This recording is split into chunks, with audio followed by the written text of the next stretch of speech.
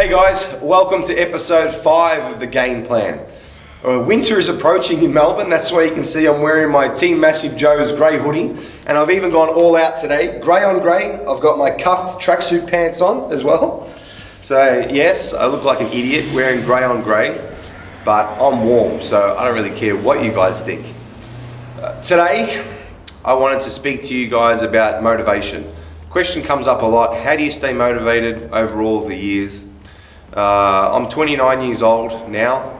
I've been lifting weights since I was like 13. Joined a gym when I was about 15. Started competing when I was 18. So, I've been doing it for a long time. And one of the main reasons why I have been doing it for so long is because I love it. I love the challenge of bodybuilding. If it wasn't bodybuilding, I'd still be doing a different sport. I know that 100%. Just because I love the challenge of doing something that's physically challenging.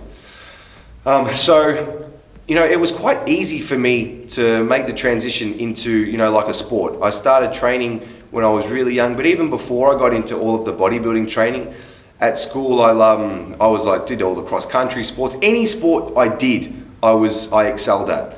It wasn't until I found gymnastics that I was always doing gymnastics. And I was always training. I had upper body strength. It even got to the point where I was doing some tryouts for like the Olympic squad, the 2000 Olympics, which was in Sydney. I was doing some trials with a team, that was going to be, for the actual team. But my parents didn't want me to go ahead with it just because I think it was more the lifestyle. They didn't want me to miss out on the childhood, being involved with the Olympics and things. It makes you miss out on a lot. And a lot of the people that we saw that were like past Olympians or some of the young kids, their bodies were screwed already, even at a young age. We even seen some kids like getting physically stretched and things, which looked really painful and stuff. And anyway, it was just a bunch of things that my parents didn't think was good for a kid, like 15 years old to be a part of.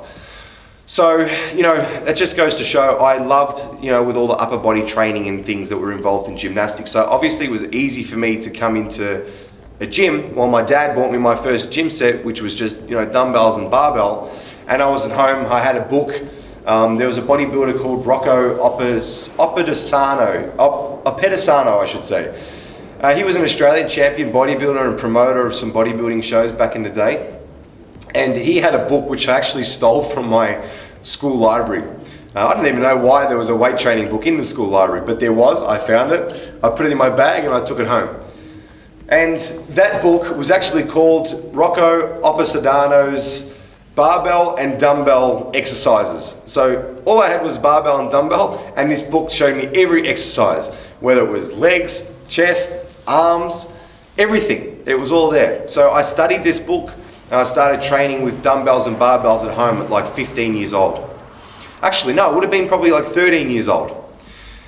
And then I trained at home for like 2 years, and then I got into, my dad bought like one of those home universal gym sets. So I had like a machine now, I had pec deck, had cables, so I was doing even more there. And then I joined a gym at 15 years old. I used to get my mum to drive me to the gym or walk or catch the bus or whatever I had to do to go to the gym. I ended up loving training. And everybody in the gym always knew that I was there. I was this young kid, I was confident. I was always ripped. I would always wear, singlets and show my muscles and things. I always had abs. And I was strong as well. I was never big. You would never look at me and say that I was, a big bodybuilder or anything. But I just had, you could tell that the genetics were there to begin with because I was always shredded and ripped. So you could see that the motivation just kept on building. Like, as I was younger, I went into gyms and people were telling me, shit, you look good, you're already ripped at your age, you've got abs.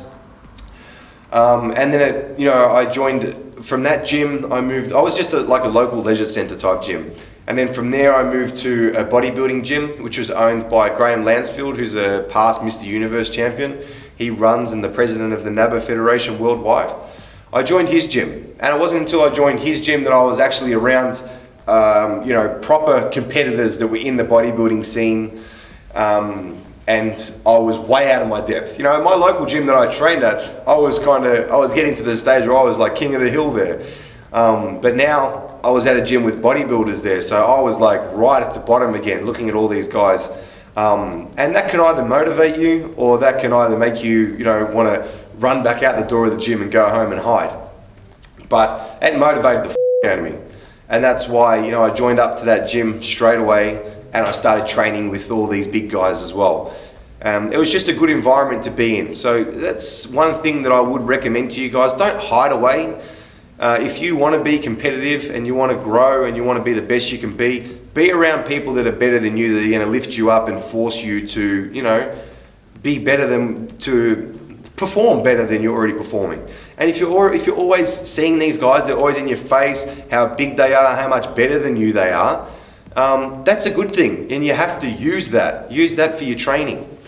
So from there, I competed. They got me to do my first show. There was a personal trainer, Mary, at the gym, and she said to me to do a contest, and that was the last thing that I actually wanted to do. I wasn't interested in competing. And she saw a lot of potential in me, and she hounded me to keep competing. She really wanted me to do this contest. So eventually, I got her to train me for my first show. And I got absolutely shredded for my first show. She did all my diet, supplementation, and I was absolutely shredded. And I won the first show that I entered, which was a teenage Mr. Australia. I won that show. So, motivation again going up. 2 weeks after that, I flew to Germany, competed in the Junior Mr. Universe title in Germany. I won that show. My motivation went up again. So, I found something that I was passionate about. I found something that my heart was involved in, and that was like all it took for me to stay motivated. And then obviously there's going to be things where, the year after I didn't win. I did the Junior Mr. Universe the year after, and I got third or fourth, I can't remember. I won the Australian show, then I came like fourth over there. And then the year after that, I came third, I think. So, it wasn't always winning. And when that does happen, when you're young and you're winning, it's like, this is fantastic. I'm winning all these shows. Get a little bit confident, get a little bit cocky. And then once I started losing a couple of shows, that's when, the real motivation sets in. Because it's easy to stay motivated when you're winning. When people are shaking your hand, giving you trophies, writing, magazines and things, asking me to do interviews and stuff, that stuff feels amazing. And you feel on top of the world. But then once you start losing shows, that's when you need to have that passion for what you do, because if you don't, you'll quit. But when I did start losing comps, and I've even still lost comps, but I don't see it as losing. I never did see it as losing. I always saw it as, okay, I need to come back better again the next time that I compete. I never saw it as if I lost, I'm no good, or anything like that. There's always going to be a time for me to be able to get better, and I always had that end picture of how I think my physique can look in years to come. So that was what always kept me going. And then obviously you guys have seen I've competed since I was 18 right up until now, 29 years old. Got my pro card in 2013 with the NABA Federation when I won the show in Italy. So obviously, that was a massive goal for me, to be able to tick off my list, to be able to get the pro card with NABA and then start competing as a pro. So, that was something that was a goal that I had set out from a long time ago. And that's something that I want you guys to take from, with what I do, with my story that I share with you guys, is I've always goal set it. I set goals when I was 18. I set goals again when I was in my 20s. In my early 20s. I can still say 20s. I'm not 30 yet. I can still say 20s. It feels good to be able to still say 20s for one more year.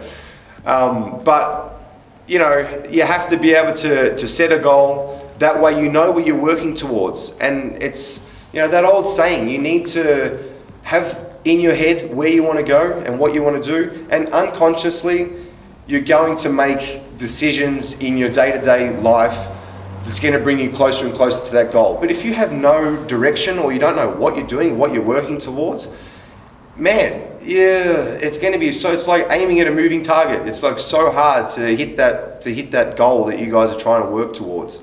You have to have, I can't stress enough, you have to have a goal. Even if it sounds as stupid as saying, I want to be Mr. Olympia.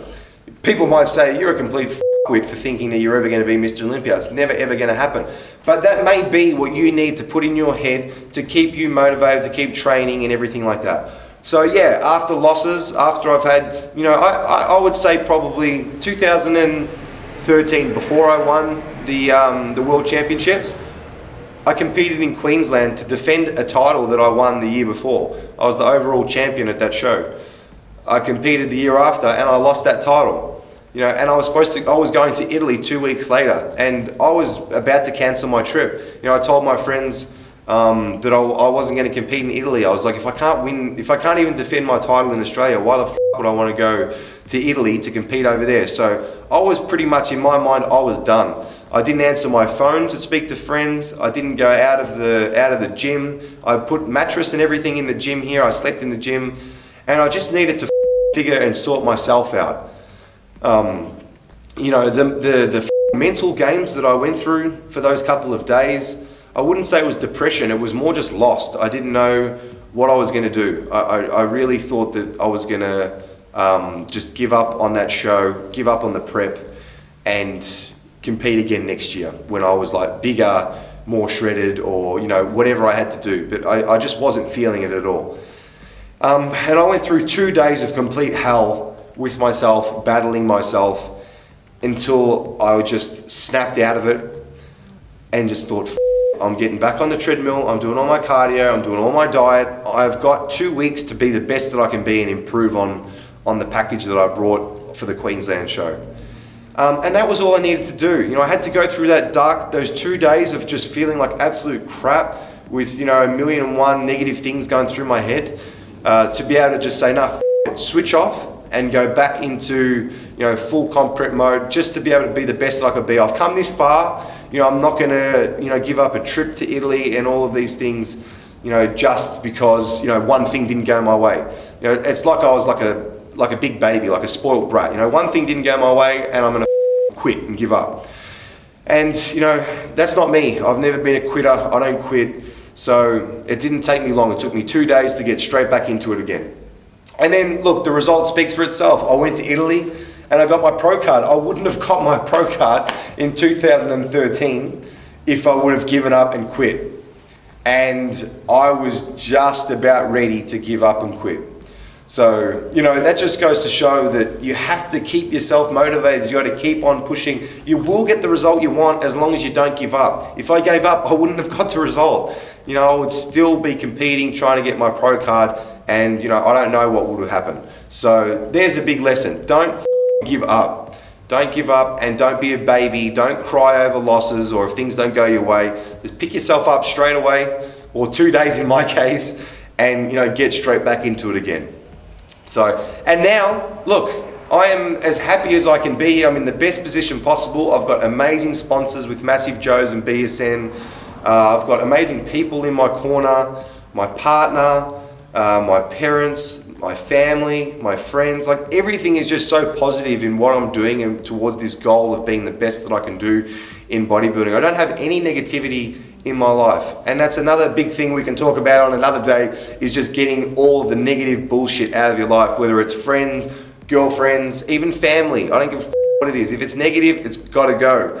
You have to, you've got to make your own situations, and you've got to get rid of all that negative shit. Filter it out. You don't need it. No one's got time for that. And that's pretty much it. That's the video that I wanted to do for you guys today.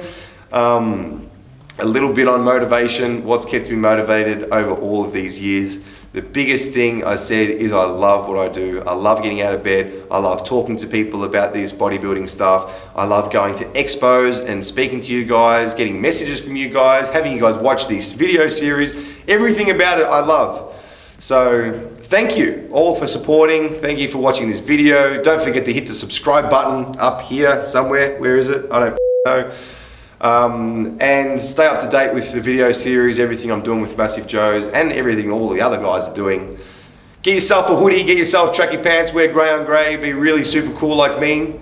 And I'm going to see you all in the next video.